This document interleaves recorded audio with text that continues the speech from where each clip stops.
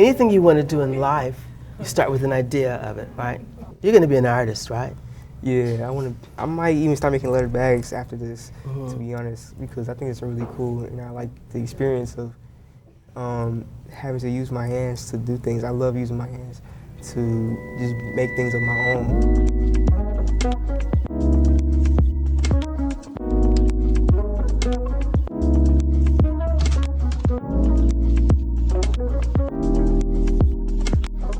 I was at Columbia College and I needed to make some money while I was going to school. It was when little bags were in for men. This is before your time. But they first were in for men. So I started making those, and I could make a holster in a day, and I would get paid like $60 for it. So it's cool, you know. And then I just started telling people I knew how to do leather. And I went to a leather store up on the north side and said I know how to make leather bags and stuff. And I can even make jackets and whatever. Because I knew that if I got a job for one, I would learn by the time. Cut 30 years later, or maybe 40 years later, I'm coming back to Chicago and I need a job, and a friend of my daughter's suggested After School Matters. And so I was like, God, what can I do? What can I do? And then I said, okay, leather bags. And then from there I started teaching sneakers. I learned sneakers and I just started teaching sneakers. Actually, how did you end up in my class, in my program? Well, it was time to fill in for applications, and at the time I really needed, I was looking for a job basically, and I seen that I could make leather bags and sneakers, and I thought the sneakers thing was really cool. So when I signed up, I came in here and I just spoke to you. It was a nice talk. Yeah. I really got to know you as a person. I was like, yeah, I knew I'm finna get in her class, especially by the conversation and the reaction you gave me. And that portrait you drew was so cool. Oh yeah, thank you. Yeah. And that's the first time I ever really had, because I have all my kids do that self-portrait on the first day. And that was the best one that I've seen. Really? So it's like, oh, cool. Yeah. And I was impressed by that. And then I was impressed again when you came in with your plan for your bag, and it was like a 3D person with legs and arms and stuff. Yeah. So that also impressed me. So you made me want to be your teacher and help you really realize any of that stuff that you wanted to do. Anything I could help you with, I'll be happy to help you with.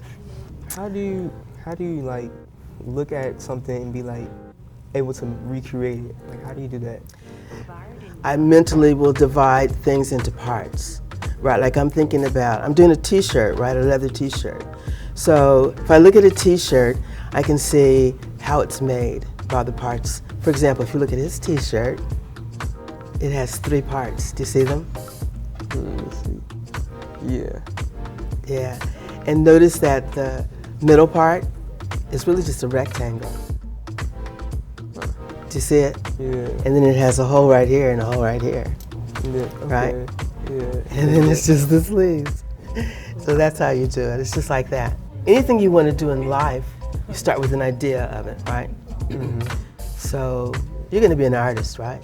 Yeah, I want to do a lot of stuff. I might dive into tattoos someday, or sell paintings of people, or I might even start making leather bags after this, to be honest, because I think it's really cool, and I like the experience of having to use my hands to do things. I love using my hands to just make things of my own.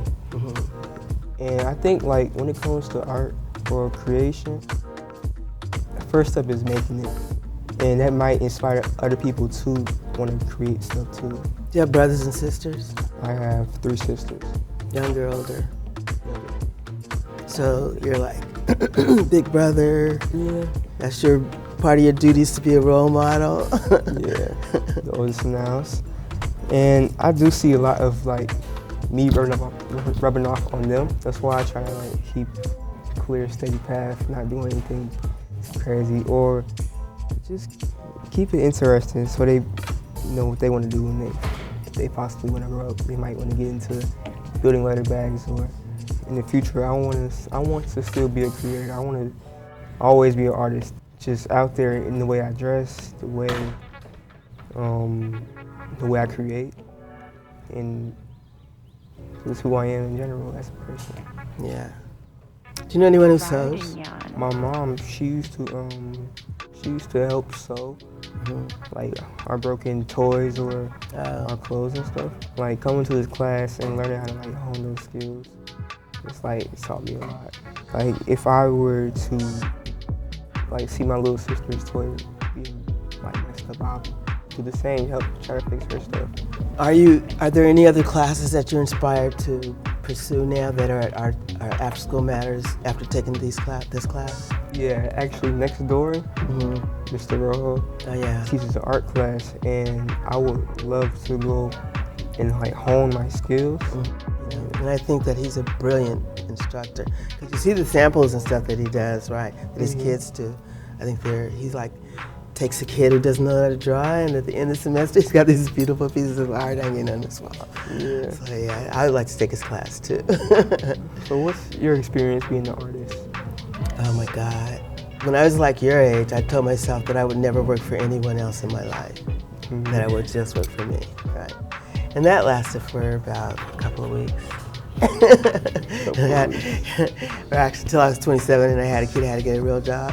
But I did some really interesting things in that interim of, never working for anybody else and, then actually having to get a real job. So like, I designed gravestones. I had a loft downtown Chicago where we were building furniture. I did costume design for like bands, I made a dress for Natalie Cole. Things like that. So I did a lot of stuff like that.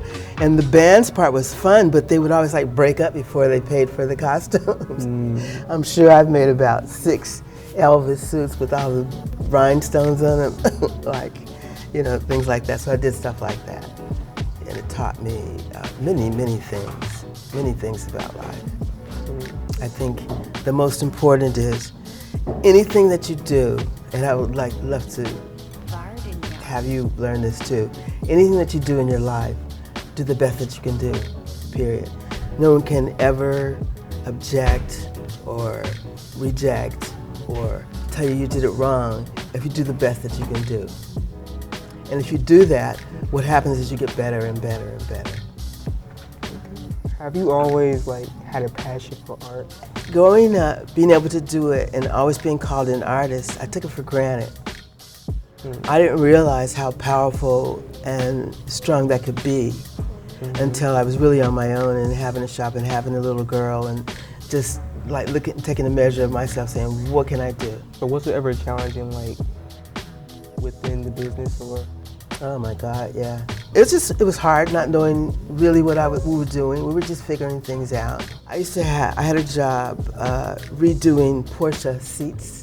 Redoing the leather and all the stuff that goes into the leather and Porsche. You know what a Porsche is? Yeah. Yeah, so I would get paid $500 a seat. It was so hard.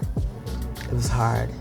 There's so many places for error, and you had to be really strong to do it. So it was hard. That was very hard. So doing leather making and stuff like that, does it take a toll on you? Yes, it does. It makes now, when I'm punching holes for you guys, it hurts my hands. So it didn't used to. I've built easily 5,000 things, It's been a long time, but now it hurts my hands. Yeah. How long have you been doing this? Since I was 18, 19. So now I'm 25, so. How long have you been, playing around with art and calling yourself an artist? Ever since I was a baby, I've always scribbled in my mom's nurse books and stuff like that. And from there, it's just been me drawing and watching a bunch of videos. I'm self-taught, and that same ability that you are speaking about right now, I kind of have that same thing too, where I can just talk about something with somebody and I can imagine it and see it right there. Especially when when you're talking about the bags, I can see that a lot. Yeah. When you're talking about which pieces or where or how the end is gonna look. Yeah. And stuff like that. Yeah. So where are you gonna go from here? What do you think is gonna be the next big move for you? I want to really start selling myself. Like, I want to start posting art weekly or every day if I can. Let people know that, hey, I'm here. Like, I'm an artist, and I'm looking for people to just come and possibly buy like made tattoos by me and pieces of art or anything like of the sort. Just make like a small little living off of it. Small little. Why don't you say make like a huge, gigantic, earth-shattering business of it? I have like so many. That will also come true, by the way. Okay, yeah, that's true. Yeah. Well, I want to make a large living off of that. Okay. You ever think you'll teach it after school matters? Maybe I'll leave, just gain a bunch of experience. Yeah. And like just hone my skills, and I come back. Yeah, I might. Do you see being at After School Matters a place where you can meet people that you need to know? That can help you or teach you other things? Well, I met you. Okay. So. Touche. I mean, I think that's a really good thing, because I feel like if I would have never came here, I might not have had the opportunity to meet you or had the opportunity to like learn what I've learned. It's been my pleasure as well. Proud to meet you. I was looking at your drawing the other day and I said, gotta take that home and frame it. Yeah. So anyway.